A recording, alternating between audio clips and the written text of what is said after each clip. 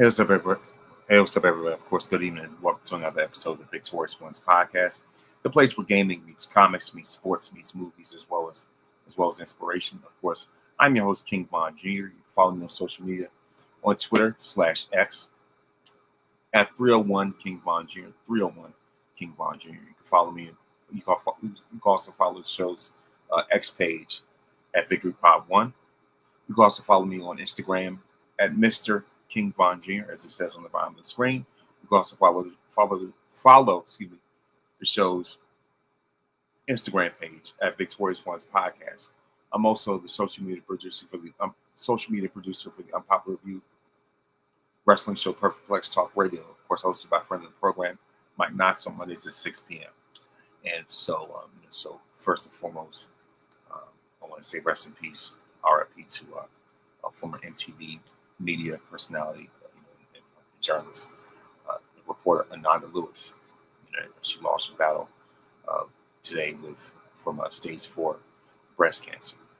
So, my thoughts and prayers go out to her family, her friends, and all her colleagues.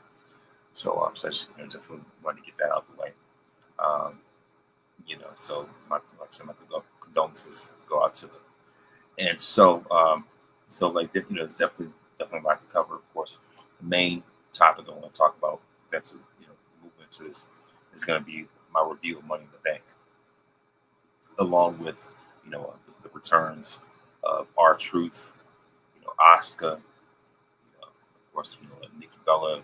So they're introducing Evolution 2 rather, and talk about how that segment turned out. Gunther retained the World Heavyweight Championship.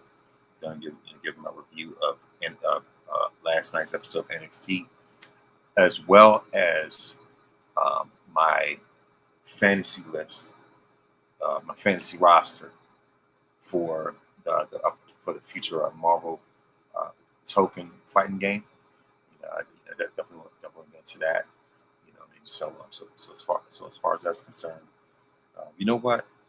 Yeah, like I said, what I'm going to get into.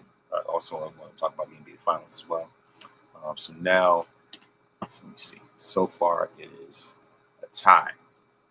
In the series between OKC and Indiana. Pacers came back made a huge comeback in Game 1, and then the Thunder. Thunder came back and it won at home. And so it's definitely going to be a better series than I thought it would be. Regardless of how big or how small the markets are for each team. Thank you very much for those that they're watching social media. But yeah, like I said, as far as that, So of course, both Tyrese Halliburton and Shai Gilgeous-Alexander, SGA, have really been stepping their game up and making the teams around them better. But and also speaking of the games, as I mentioned before, as I mentioned before, Marvel has announced that they have a new, they have a new gaming venture.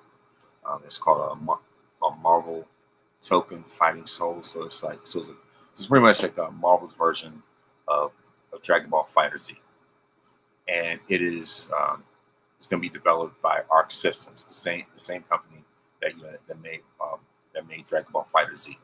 So that's why it has the same game engine, same fighting engine, as that game, as far as the graphics and everything like that. And and so far there have been 8 characters that have been revealed on their roster. So obviously Spider-Man, Iron Man, Captain America, Storm, Doctor Doom, Miss Marvel, Star-Lord, and Ghost Rider. So those are the 8 that have been announced, that have been revealed, rather, by way of this first trailer. And so this is panning out to be a game changer, literally, no pun intended. And the reason why is because Arc Systems has done a tremendous job when it came to that game. And for Arc Systems to develop game with Marvel's IP, intellectual property. For Marvel to have a game that's developed Arc Systems is monumental. And to see them move in this direction without Capcom, this is going to be the first fighting game in a long time, without Capcom's partnership. And it just so happens that Capcom just announced that they have a new fighting collection, as well. So the Capcom Fighting Collection 2. They're going to have Capcom versus SNK. Even though my favorite fighting collection so far, I'd love to play it. There's been the Marvel vs. Capcom, Marvel and Capcom fighting collection. That was, I think they really raised the bar with that one. And especially Marvel vs. Capcom 2. That's one game I will play until the end of time. I'll play that thing at a nursing home. If not on my deathbed, probably. You know what I mean? So as far as that, and to, like I said, and for Marvel to make this bold move, to go back into the fighting game genre without Capcom, it took everybody by surprise.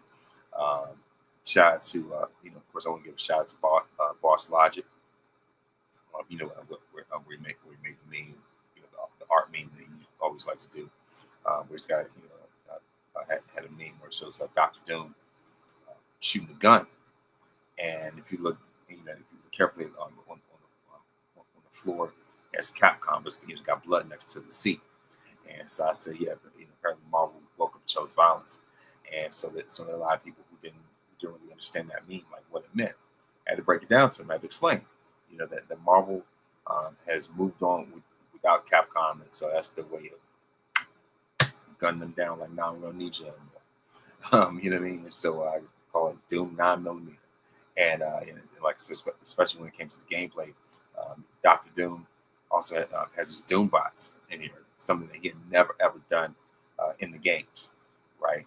And also like to see him with that 9mm right on his hip. I said, oh yeah, because the thing is, with him, even though he's even becoming even more powerful wizard than Sorcerer Supreme than even Doctor Strange himself, right? That's how powerful Doctor Doom is, right? He has a legion of Doom bots. Even when he's Emperor Doom, has a legion full of Thors. It's the same Doctor Doom that killed Thanos by ripping out his spine, right? It's the same Doctor Doom that just chooses violence no matter what he is. He's the ultimate, thinking man's villain, if you will, cerebral. He's an assassin.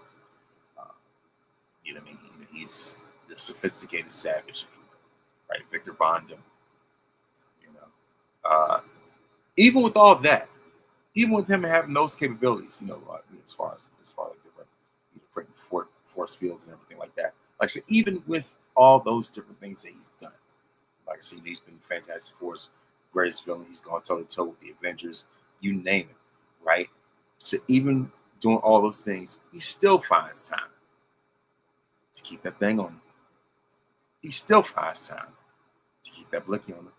That 9mm, he has no problem at all. Like I said, even we could kill a mad titan with your own hand. He still, hey, when the time's necessary, sometimes you got to pop out and blast one for him. So, what I mean? That's how Dr. Doom is. Get you somebody that can do both. That's his motto. Get a villain that can do both. So yeah, what I mean. So as far as that, like I said, Doom is definitely one of those characters I'm going to be picking. One of the main people I'm going to be picking day one. And here's another thing about this is that it's also a 4-on-4 fighting game, whereas when it came to Marvel vs. Capcom, it's always traditionally 3-on-3, right? Marvel vs. Street Fighter, X-Men vs. Street Fighter, I think X-Men vs. Street Fighter like 2-on-2, but like I say, when it came to the Marvel vs. Capcom game, especially when it came to like 2-on-down, it was always, it's always a 3-on-3. Now with this one, not only are they independent from Capcom for the first time in a long time, probably since Marvel Superheroes, right? Now that they've gone into this venture in the more modern times, right? Like I say, the first time being independent from Capcom in a long time, right? But they've raised the bar to the point where where they have 4-on-4 instead of like I said, instead of typical 3-on-3.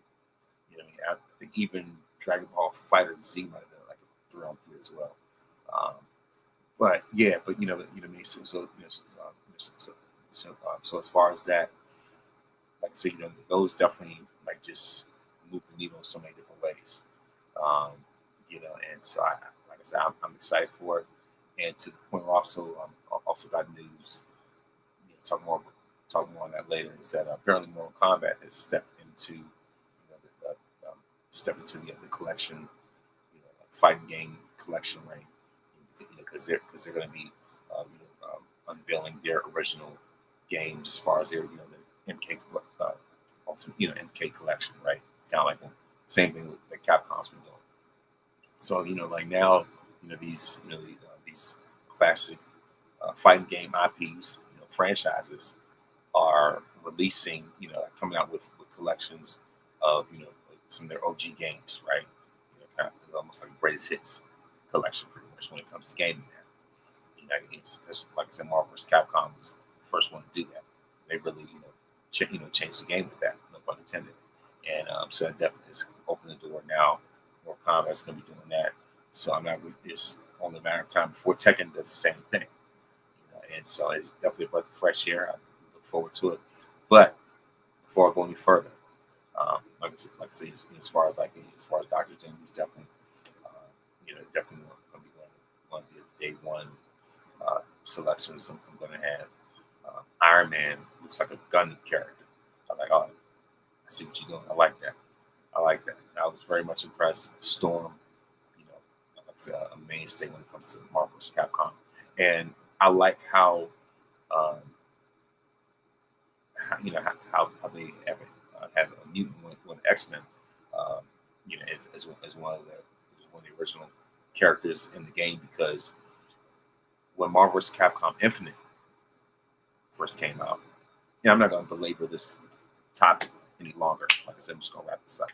But like I said, the thing is, when it came to the original, like I said, when they did Marvel vs. Capcom Infinite, that was the game that Captain Marvel was all about Infinity Stones. They introduced Black Panther, Thanos, who was a key figure in that game as well.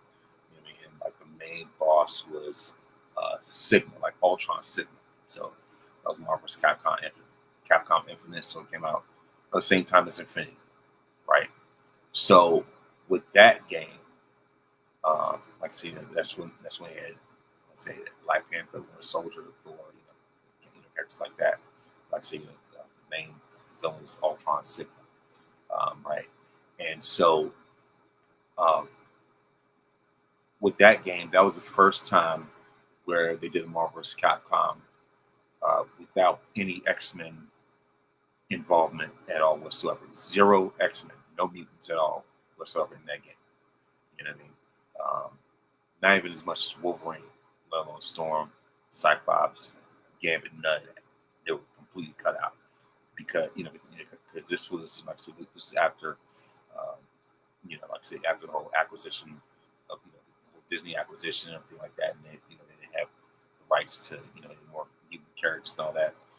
So now apparently clearly the tide has changed to where like I said, where they are like I said, not only are they going to be entertaining the idea of mutant characters, but they literally revealed one already, right? And so so as far as that, I definitely like to see. I was very much impressed. They finally put Star-Lord in the game because he had never been in a Marvel vs. Capcom game like ever at all. And so so as far as that, like I said, I was very much impressed. And Marvel, it's like they're opening up a whole new like gaming universe, like like the cinematic universe might as well be the Marvel gaming universe. Whether it was, Spider-Man, Avengers, really the Spider-Man franchise is the best thing going. As far as that, whether it's that, um, you look at Marvel Rivals. I mean, you look at the success of that game. That's they've been dominating with that. It's like, and then now you have this game. And I remember somebody online said, that Marvel has Overwatch and Fighter Z on a leash. That's really what they have because if you look at it, Marvel Rivals is really Overwatch for Marvel skins, and this token game or whatever Marvel token fighting souls, whatever this new game, it's really Fighter Z but with Marvel skins. So they have Overwatch and Fighter Z franchises really on a leash. What I mean? And there's nothing anybody else can do about it. So when it comes to uh, my fantasy list in terms of the other characters that I want to see in the game, I already mentioned the other 8, the original 8. So I would say, some of these, characters may end up being DLC later on.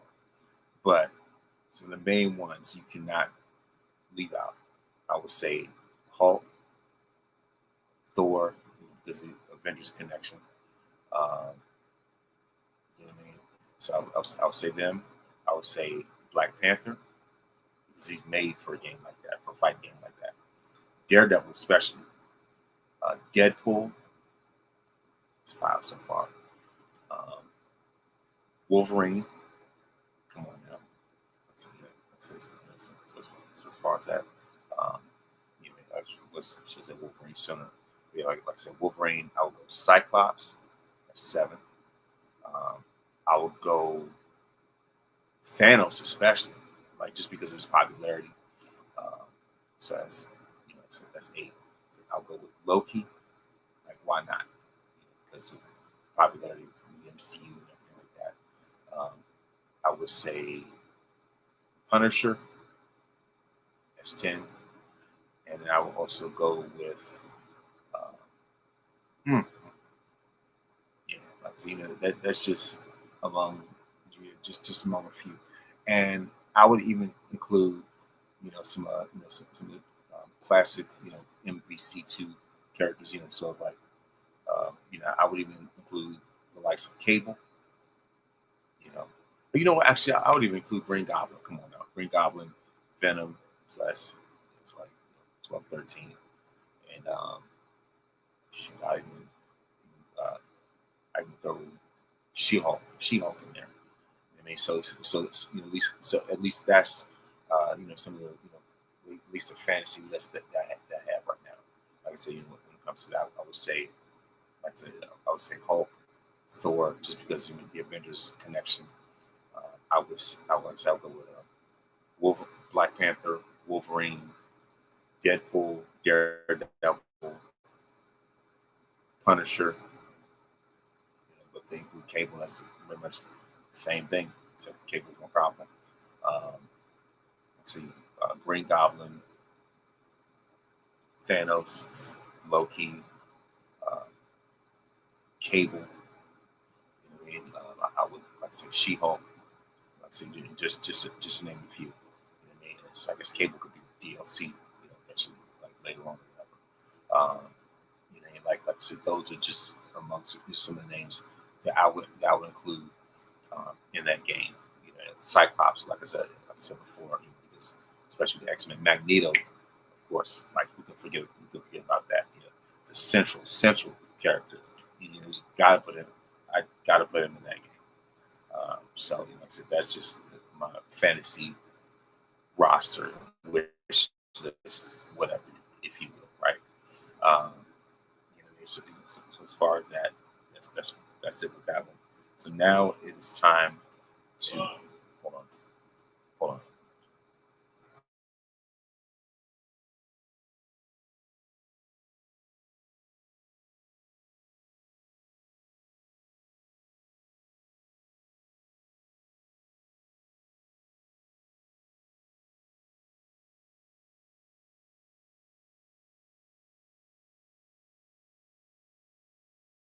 All right. So, um, moving on. So yeah, of course, I want to talk about. Um, hold on.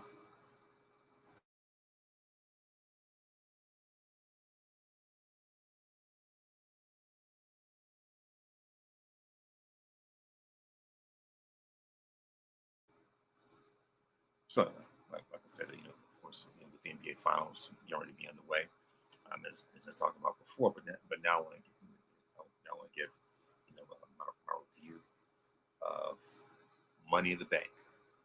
So of course, as we all know, Money in the Bank took place on Saturday in Los Angeles.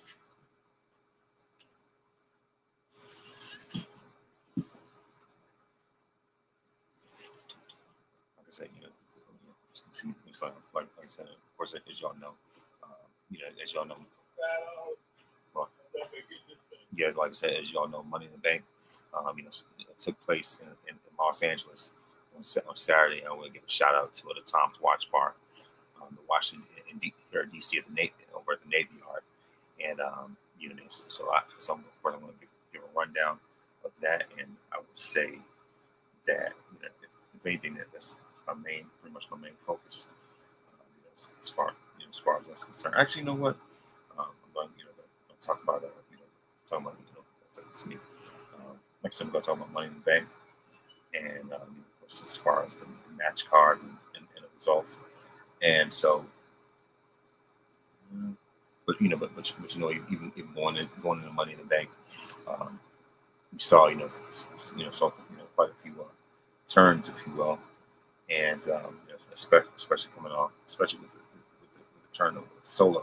I mean, not Solo, but just the way that things started to unravel when it came to Solo.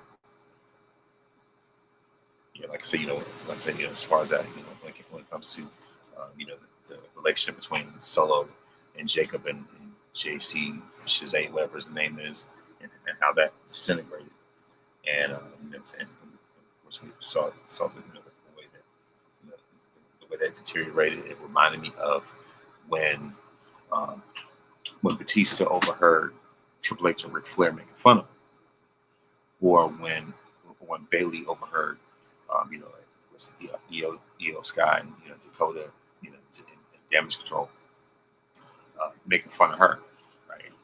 And so yeah, and then Jacobs in that same position himself, and I was like, yeah, this definitely be that turning point, and and then of course on Friday we saw we saw that Seth Rollins not only claimed that he was going to win Money in the Bank, but he wanted anyone who was going to stand in his way of what was going to happen. And he said nobody could stop him. Solo, Jacob Fox, then this one Solo, Jacob, and JC showed up, and then of course we all know how that happened. And so of course, Jimmy Uso versus JC Mateo, and the winner of that match, Jimmy Uso. We have Zelina Vega versus Piper Niven. Whatever, Zelina Vega. It's just for Friday. And then LA Knight versus Aleister Black, and the winner of that match, LA Knight. Not the biggest fan. Um, so as far as that, and then we have Rhea Ripley, Alexa Stephanie Bakir defeat Julia, Roxanne Perez, and Naomi. Uh, and so it's definitely great to see Rhea Ripley and Stephanie Bakir join forces, if you will. Even though like staying next to Stephanie, Rhea looked like a titan, but that's neither here nor there. But I will say that when it comes to making that transition from the main roster, make the transition from NXT to the main roster, I would say that Stephanie Bakir, to me, would have the edge over Julia. I think there's a certain it factor that Stephanie has, that way to connect that Stephanie has that Julia doesn't, and it's definitely becoming pretty evident. Then we have Penta and Andrade versus the Three Brothers, and the winners of that match, Penta and Andrade. And it's definitely quite a way to quite a way to build up. They anticipate to build up for the PLE, and it was a showdown between Logan Paul, John Cena, Cody Rhodes, and Jey Uso. So, and the thing is pretty clear that it's very clear that Jey Uso didn't really have his head in the game when it came to that world title. The fact that he's had his hand in everything else except for really defend that title and making that the primary focus. That was a telltale sign in of itself.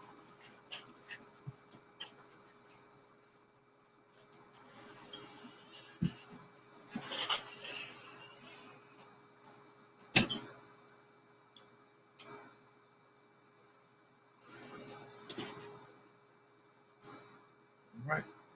So yeah, and so now it's time to move on to Money in the Bank. So I'll say that's the my main focus. Starts off with the women's Money in the Bank match, and so the first competitor to enter the ring was Alexa Bliss, and so that was a great way to kick it off. And then of course we have Naomi and others in between that, and Rhea Ripley with the final entrant of the match. And so, and of course, the announcers made a pretty big deal about how most of the competitors didn't really have any experience with the Money in the Bank match before this event. But in fairness, 3 of them have only been on the main roster, at least for only a few months. So you can't really be too hard on them that aspect. So even though it's every woman for herself, it was still definitely a standoff between it was like a 3-on-3 baby face versus heels type of scenario. And of course it was only a matter of time before those allegiances end up falling apart anyway. And so of course, even though it took several minutes for anyone to really to stand up to climb the ladder, definitely made it feel more like a competition, once it finally happened. And so in the end, of course, after taking down Rhea Ripley and Alexa Bliss at the same time, Naomi climbed the ladder and retrieved the briefcase to win the match. And this was definitely a great race. Of course, it's great from start to finish. And so, proceed with caution. The winner of this, the winner of the Money in the Bank, the very first Black woman to win Money in the Bank is Naomi. So Naomi made history in more ways than one.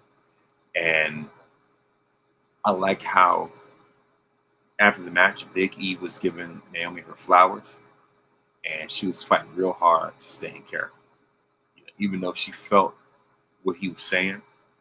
You know what I mean? So she was able to take it in, and take it in, accept those flowers for the moment, and snap right back into character like it was nothing. It was just effortless for her to do that. And I will say, that Naomi has really taken this persona to a whole new level, right? And I would say this has been the, some of the most defining work of her career. Some of the most defining, some of the most defining character. Excuse me, so you see my eyes. But yeah, like I said, this has got to be some of the most defining character work of Naomi's career. I would say the whole Feel the Glow thing, as well as this. These are the top 2 points of her career, and you can see that that all this all this time that she's invested in and everything like that is really paying off. And she's receiving her flowers and her really roses, especially when she started putting out there that this is going to be her final run, because she wants to ride off the sunset, and for her and Jimmy to start a family. So it's already common knowledge that the hourglass is running out on Naomi as far as that's concerned. So yeah, so as far as that, more power to her, and if anything, I'm glad that she won. It was very well deserved. And also, a little fun fact: Stephanie Brock here was the only competitor in this match who wrestled at Worlds Collide and Money in the Bank. So she was pulling double duty in this match. You know what I mean? And so she will triple duty, including SmackDown. So it was her third match. Third match in 24 hours. That's a warrior right there. La Primera. You know what I mean? Like Stephanie is the real deal. You know, it was funny to see Rhea Ripley use Alexa Bliss as a weapon. You know what I mean? So you see have some comedy relief in that match too. You know, and so next up we have Dominic Mysterio versus Octagon Jr. for the Men's Intercontinental Championship. And the winner of this match, the winner of this match, and still your Intercontinental Champion, Dirty Dominic Mysterio. And of course, Dom was able to use his slight size advantage to take over. But Lucha kept himself in the fight. Dom eventually had a 619 followed by a frog splash to get the win, and a quick but competitive match. And we also saw the Iguana Man in the audience as well. I was like, yeah, all right, cool. Already, the mystery Iguana got a huge pop from the audience. So I definitely like this mixed up when it comes to luchador wrestling, and that's why I like anytime Dominic is involved with that, and just to see what he can do outside of the chicken heel character, to see what he can do, in between those ropes, in that 20 by 20, this awesome safe square circle. Dominic is grown by leaps and bounds. And so I definitely like to see more what we can do as an Intercontinental Champion. So I'm not going to jump to conclusions and compare him to previous IC champions and all this type of stuff. So the story is still being written when it comes to this title reign. So I'm not going to give no. You know how I am when it comes to these BS hot takes. I'm not going to go there with that. So I'm going to let this play out and let history judge it. Let history be the judge of his title. Next up, and speaking of Intercontinental titles, we have Lara Valkyria versus Becky Lynch for the women's Intercontinental title. So Becky's always talking about how she made Lara. If it wasn't for her, Lara wouldn't be who she is and everything like that. So after the men's IC title was defended, it was only fitting that the women's IC title would be defended back-to-back matches. So, of course, with the man, Becky Lynch immediately took control and sent Lara out the ring. She was dominant and did not let up on her whatsoever. But of course, Lara Valkyria eventually began to show life, show some life herself. So as the match progressed, it became more competitive, and Lara was able to get more offense, but big time Bex still had the upper hand more often than not. You see that of course the crowd got had dueling chants. One side is Lara, the other side is Becky. You know how it is. So what's up the champs that start putting more fighting and make the man rethink their strategy. So the thing is on the show that had two ladder matches, they both made sure that they would not get overlooked, especially and they brought a whole new meaning to it just added to the meaning of a workhorse title. So of course Becky Lynch was able to win the Superman Head of Slam, so she resorted to cheating by grabbing a handful of tights, but she allowed her down for a pin, and it was about the cheater's way of winning. Becky Lynch is your new women's Intercontinental Champion, and so of course that match was over. Becky definitely played up being a heel by forcing Lara to raise her hand and strap the title to her. But that's when Valkyria hit her with the German suplex and the Nightwing to make her shut up. So of course the name for Lara was Bird Lady, and so that's and of course in this match, with some of the moves she was doing off the top rope, that's why that's another reason why I call her Bird Lady. But as far as that, it's just that like I said, it's also easy to forget how strong Lara is just because of how small she is. But she had no problem throwing Becky around, and so I was like, And the thing is, I like the way that Becky um, has been bringing the best out of Lyra. You know what I mean? And just giving her more of an edge, right? You know, it's a veteran and legend like Becky, and you know, of course, elevating, you know, her dance partner. You know, I mean, that's really what it's all about: elevating and raising the game of your dance partner. And you know, Becky has done that very well for quite a while. And so next up, we have the men's money in the Bank match. So we have Seth Rollins, the first one to come out, the men's money in the Bank match. And so shout out to Seth for one of those foam pauses, those copper colored foam pauses, you know, black and copper, you know, colored gear coordination. You know what I mean? So that he definitely knows how to do that better than a lot of people. You know, of course, we have LA Knight as the last one to come out.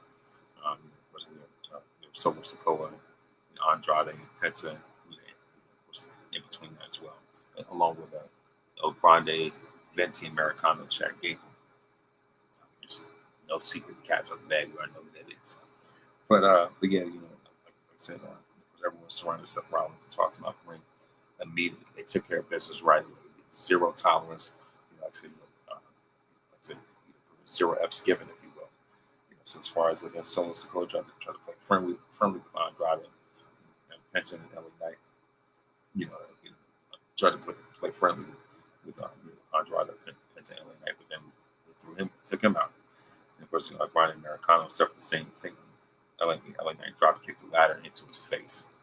You know, and of course, much like the women's match early in the night, this immediately turned to a hard-hitting fight with a lot of risks that were being taken.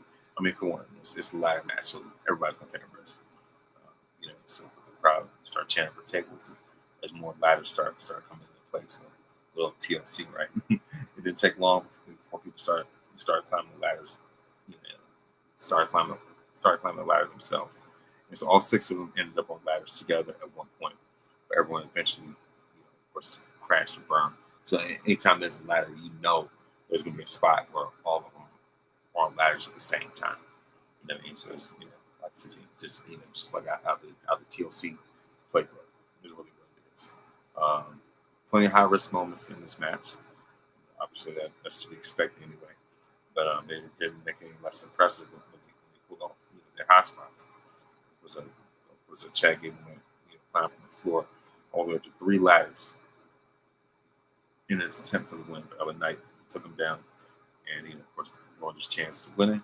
Seth Rollins eventually called for Braun Breaker and Braun Strowman to come out and give him assistance to help him. Jacob Fatu and Jason Mateo showed up to help out Solo a few moments later, to make the score even. So and the thing is, it looked as if Jacob was Solo Saba's, but the way he was congratulating, the way he was cheering him on and setting up the ladder and everything like that, to make it look like he was helping them, helping them win. I was like, there's something else about to happen. It was too good to be true. It was way too good to be true. I'm like, yeah, I smell a swerve with this one. It is definitely a huge turn. Like I said, eventually it's going to happen. Like I said, as soon as Jacob helped Solo and help him grab the ladder and let Solo climb, I was like, it's going to turn him. It's going to turn him. It's too good to be true. So then, as Solo is climbing, Jacob grabs his leg. Solo's turn around like, hey, like what's up? It's like looking around like, hey, what's up? Who's got my leg? Who's got my leg? They just looking around like, hey, like why I'm, like who's holding me down? And to his surprise, it was Solo. I mean, it was Jacob. To his surprise, it was Jacob. And Jacob was always known for saying, I love you, Solo. And then the crowd all got together and he said, I hate you, Solo.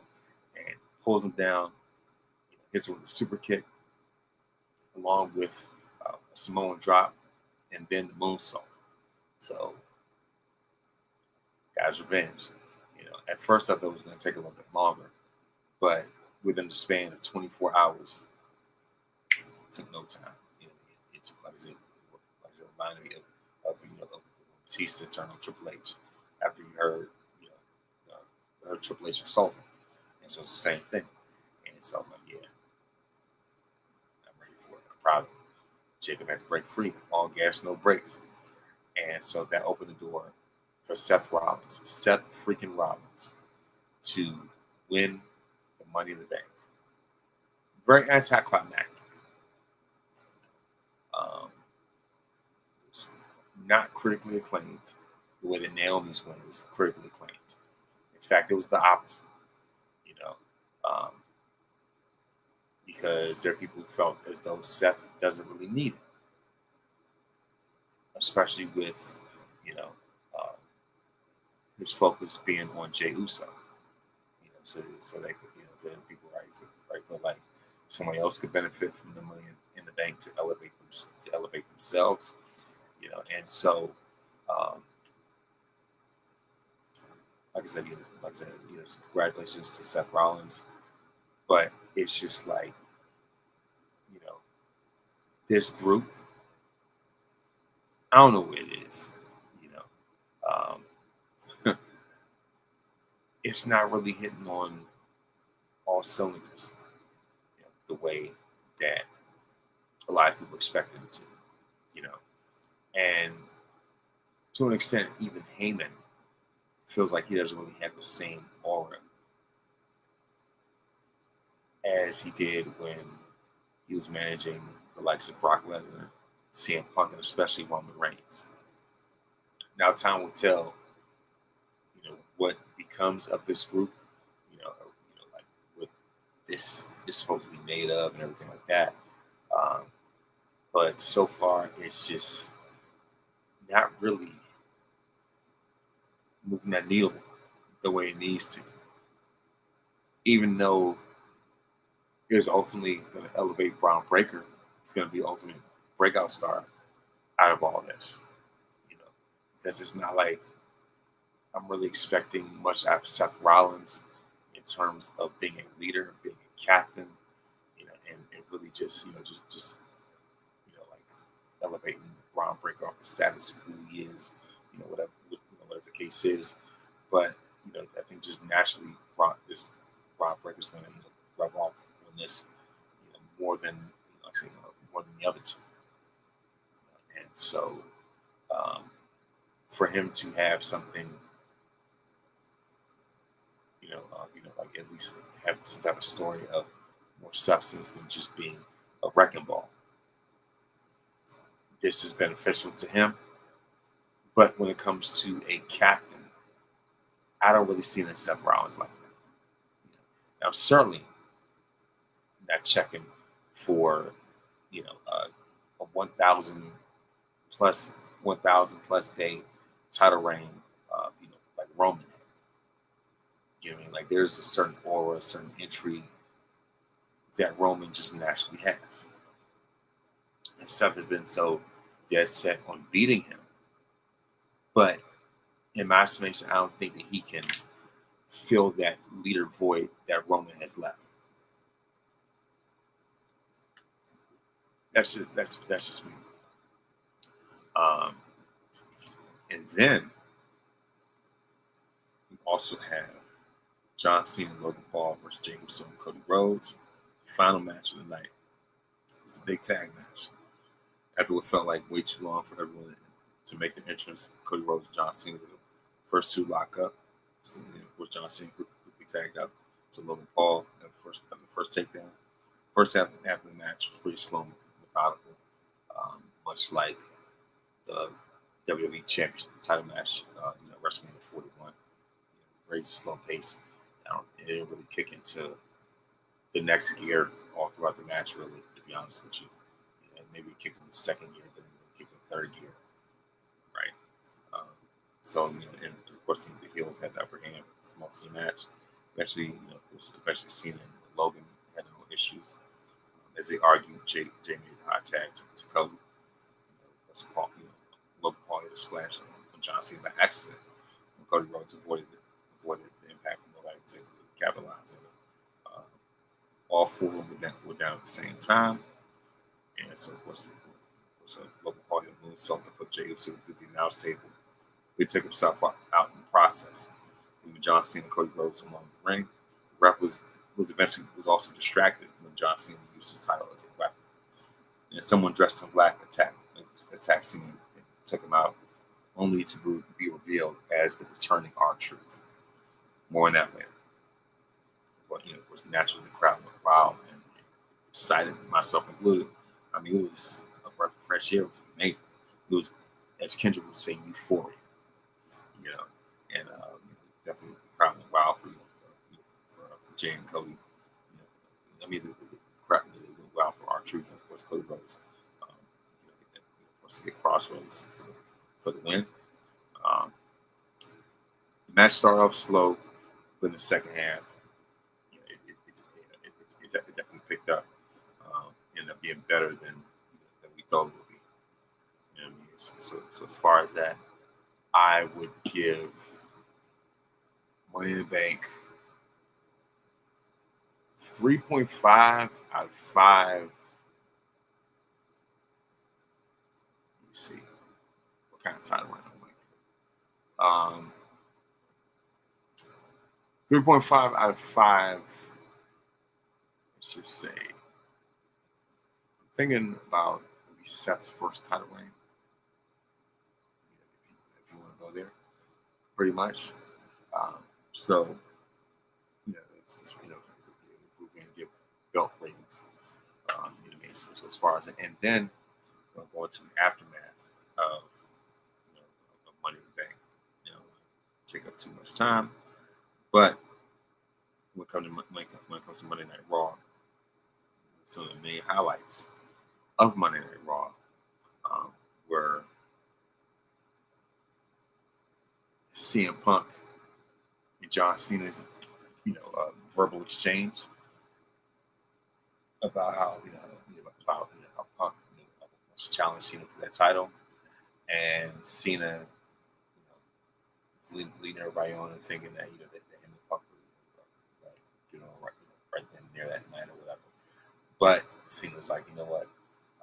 Let's see, at Night of Champions, as we all know, is in Saudi Arabia, and so to which Punk agreed.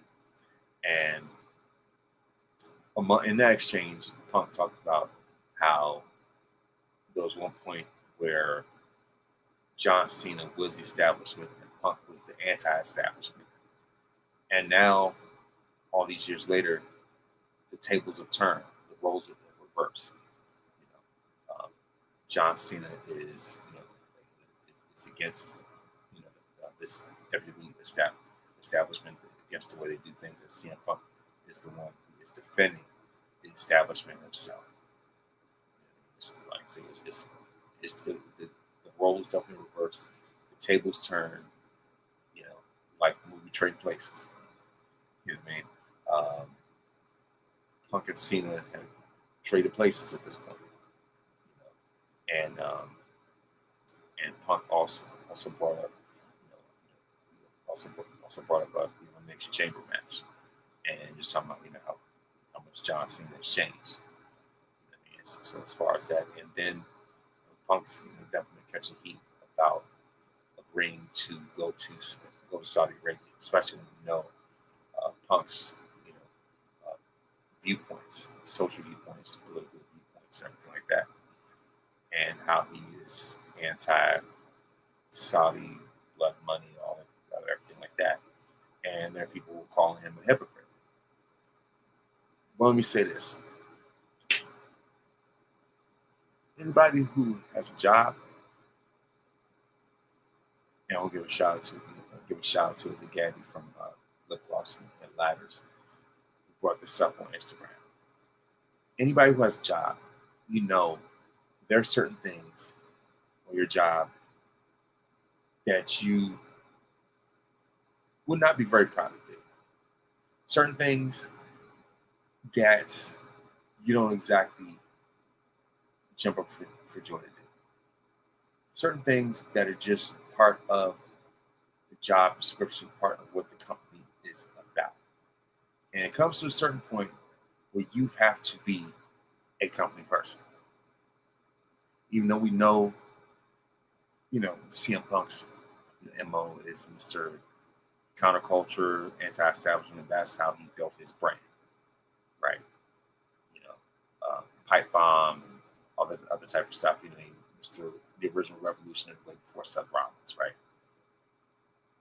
But now that Punk is back under new management,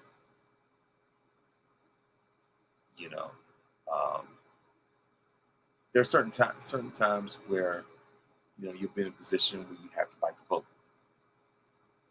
for the greater, because it comes to a certain point where you have to do certain things for the greater good of the company. If you want to, maintain that employment, maintain, that rapport, that morale, whatever the case may be. So I don't think it makes him any less of who he is just because he has taken on this assignment. At the end of the day, certain things are just the nature of the job itself.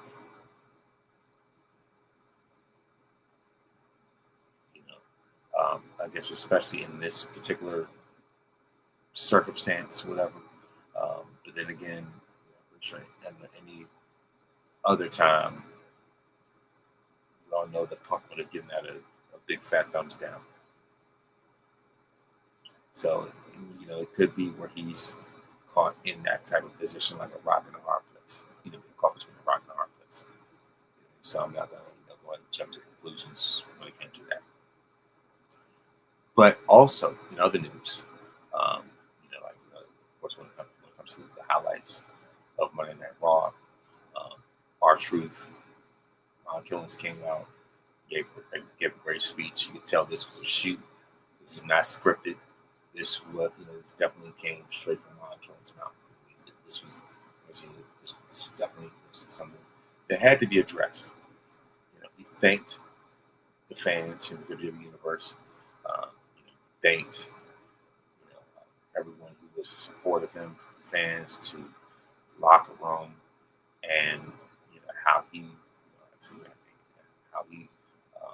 was able to get his job back. Because really, it's because of the community. It's because R-Truth is someone who built community within the locker room, within the company. And that's something that you cannot replace.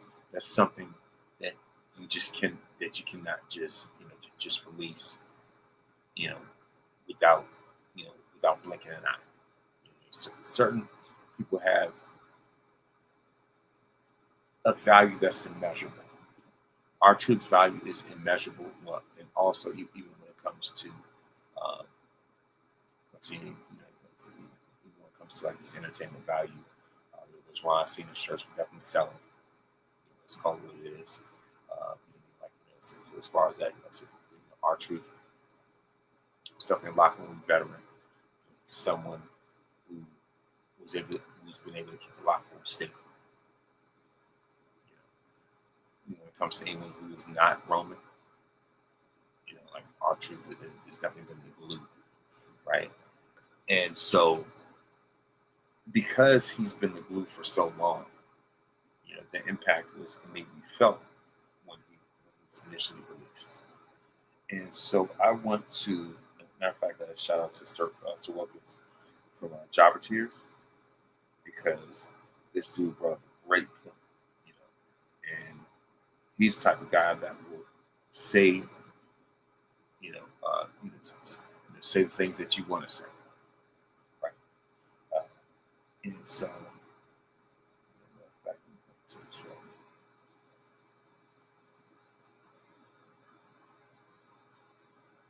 Here it is. When it came to R-Truth. So when Truth, so of course when it came to R-Truth, as far as his return, here's a Wilkins had to say on Twitter. He says some of y'all never been the glue in the room just by chasing numbers. I'm sorry. here's what Wilkins had to say. He said, some of y'all never been the glue in the room, just bodies chasing numbers. Our truth is back in under 2 weeks because culture and relationships matter. Y'all don't get it because no one notices when you're gone. So what he was saying is that because of the outcry of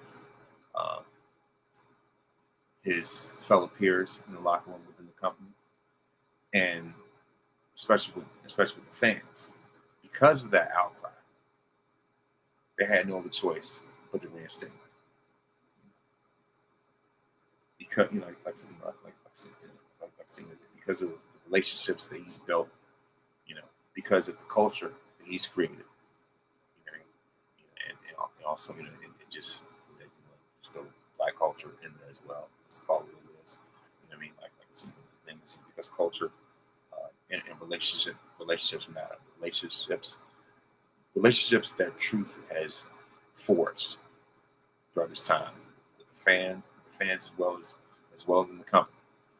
Because of that, because of the impact of those relationships and the culture that he's created, all those things matter, and that is why he is someone that when he's gone, you feel it.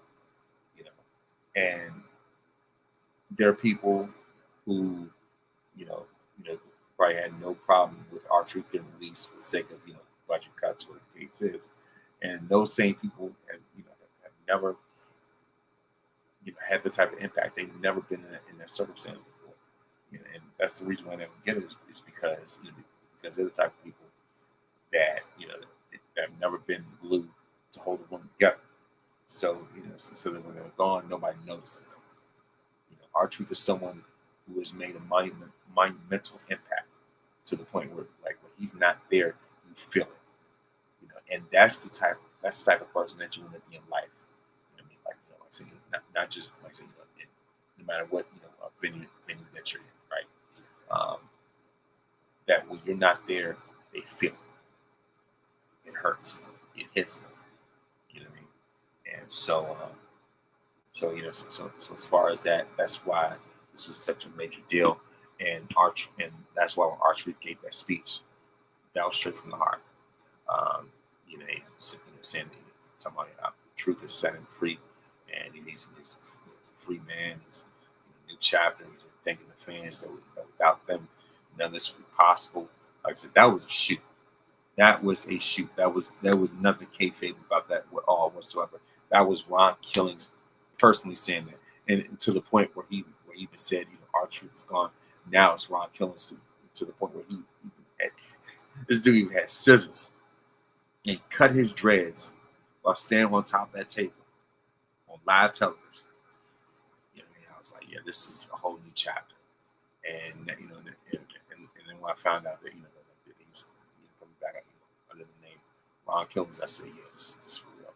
And to the point, and of course, TNA wasting no time, because then they sort of playlists of Ron Killings championship runs and greatest matches or whatever. I said, yeah, see, y'all understand the assignment. That was hilarious. That was like something that Public Enemies would do. Public Enemies podcast. That sounds like something that they would do. So I thought that was downright hilarious. And also,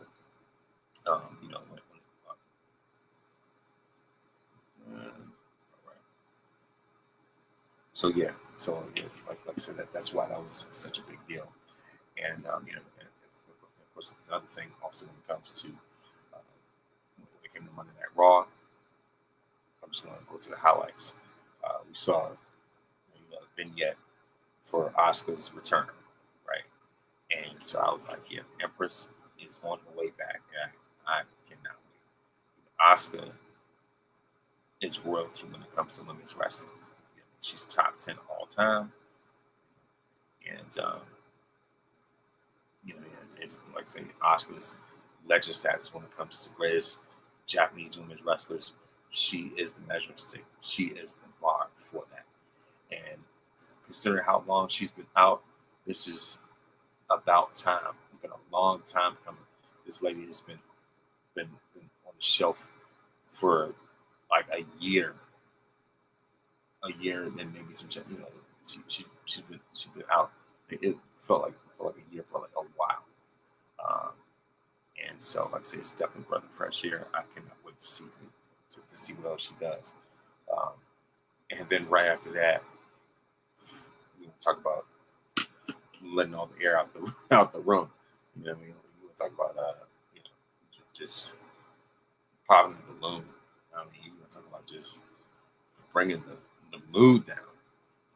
We see that Nikki Bella, there's a vignette, for her.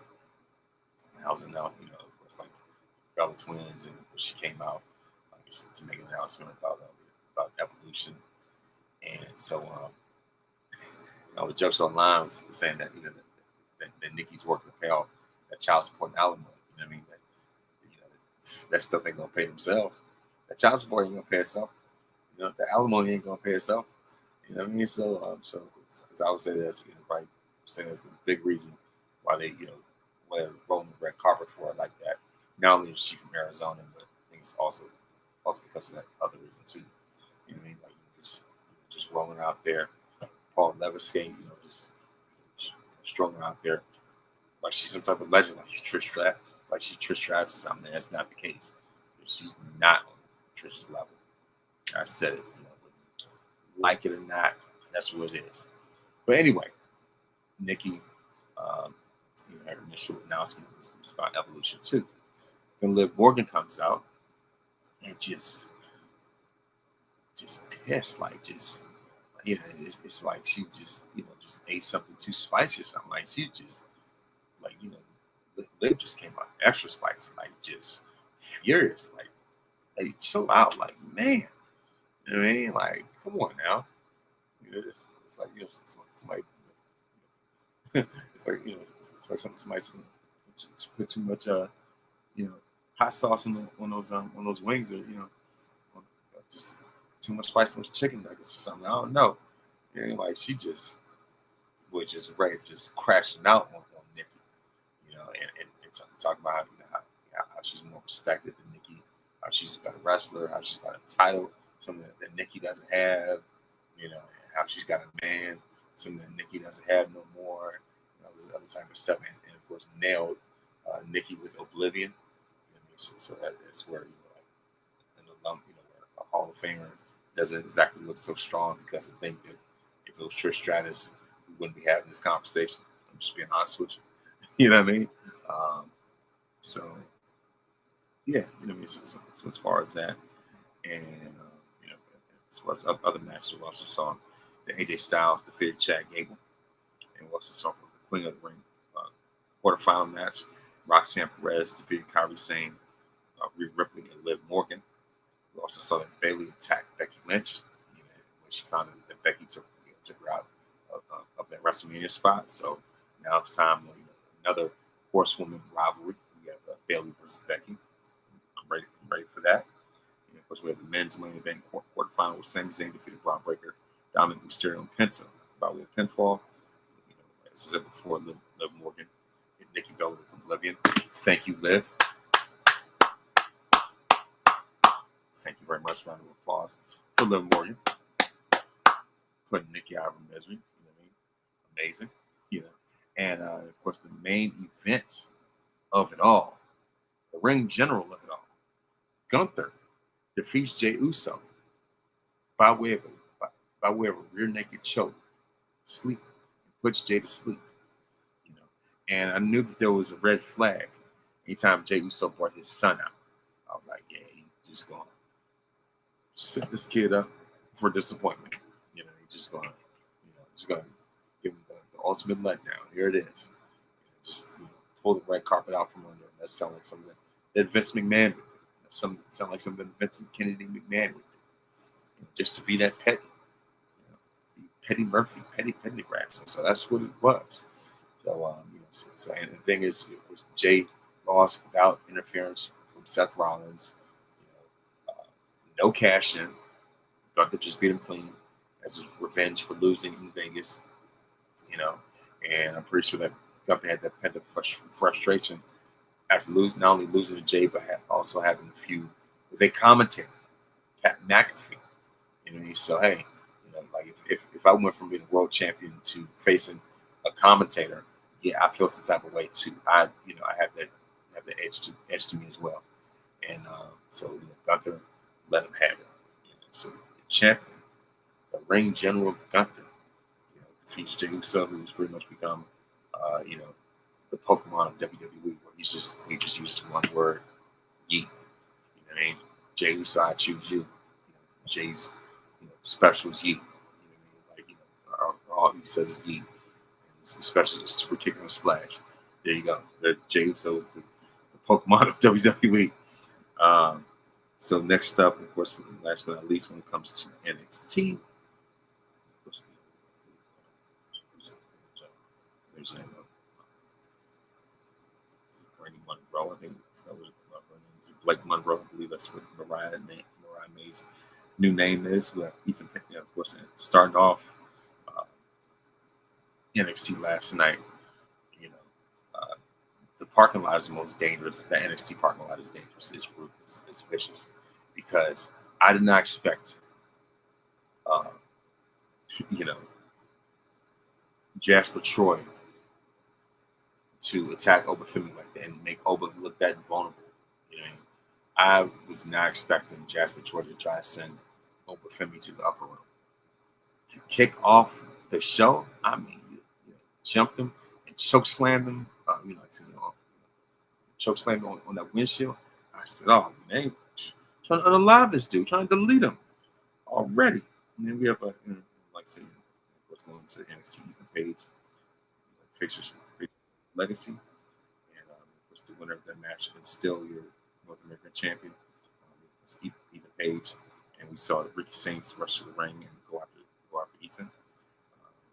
So Ricky's got his voice box messed up like Ricky Steamboat. So I guess Ethan Page is going to be a savage, whatever. We have Nico Vance and Sean Spears versus Josh Briggs and Yoshiki Inamura. And Cullen defeated Briggs and Inamura. Lash Legend versus Ren Sinclair. The winner of this match, Lash Legend. So, that's what it is. The winner of this match, Lash Legend. I'm always a Lash Legend fan anyway. And so, of course, great for her. We have JC Jane versus Laney Reed for the NXT Women's Championship. Obviously, JC Jane was going to win. Then we have Tony D'Angelo and Luca Crucifino versus the High Rise, and the winner of this match, the High Rise. Family is disintegrating as we know it. Then the main event, we have Obafemi versus Jasper Troy, a great match. I mean, Obafemi is the kaiju of NXT. Like this was a hard-hitting, a Big E special, if you know what I mean. You know what I mean? Of course, we all know that famous quote that he gave.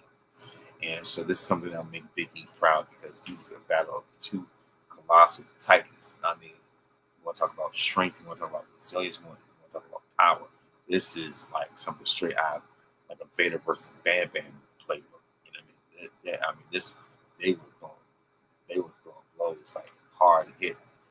I mean, of course, Obi even threw Jasper Troy through the barricade.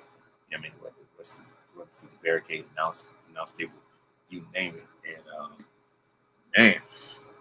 And so of course, it took two fall from great spine busters in order for Obafemi to win. And Oba did not come into the match 100%, obviously.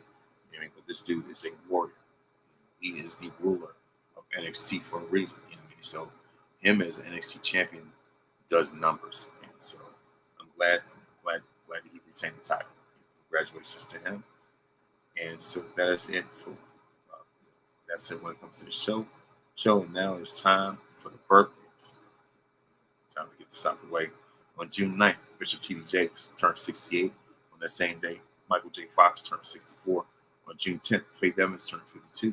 June 11th, of course, 49ers, four-time Super Bowl champion, of course, Football Hall of Fame and legendary quarterback, Joe Montana turned 69. On that same day, Tim's, multi-time Grammy winner, global superstar right now, Tim's turns 30. June 13th, Captain America himself, the real Captain America, Chris Evans turns 44. June 15th, Billy turns 36. Ice Cube turns 56 that same day. And on June 16th, Tupac Shakur will turn 54. And Roberto Duran turns 74. And that is it. That's it when it comes to birthdays. And before I go, I would like to give a word of wisdom. Is that it's that God has given us an invitation, and there's still room at the table. God has invited us to His table, just like Jesus mentioned, and there's always room. There's still room, and so those who are willing and able, those who are willing to receive this invitation, and respond in a timely manner, of course. There's always room. There's always room for you to become who God wants you to be. And so, as a matter of fact, I'm going to the right. Like I said, really that's what it is.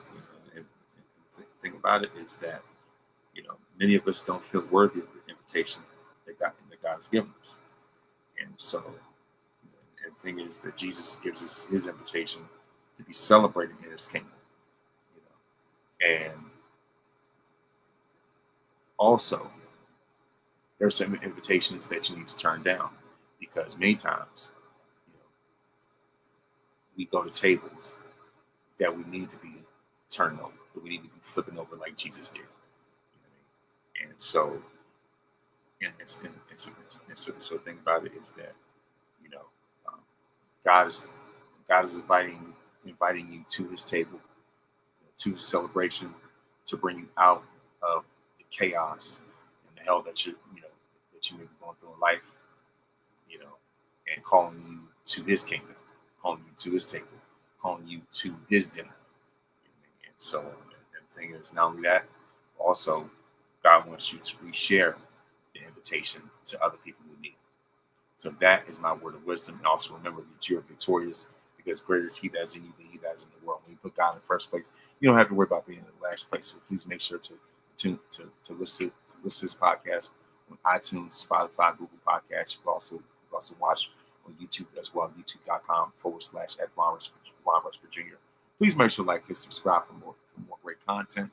Like I said, thank you very much for listening, and thank you very much for watching. And may this day be the very best day of your life.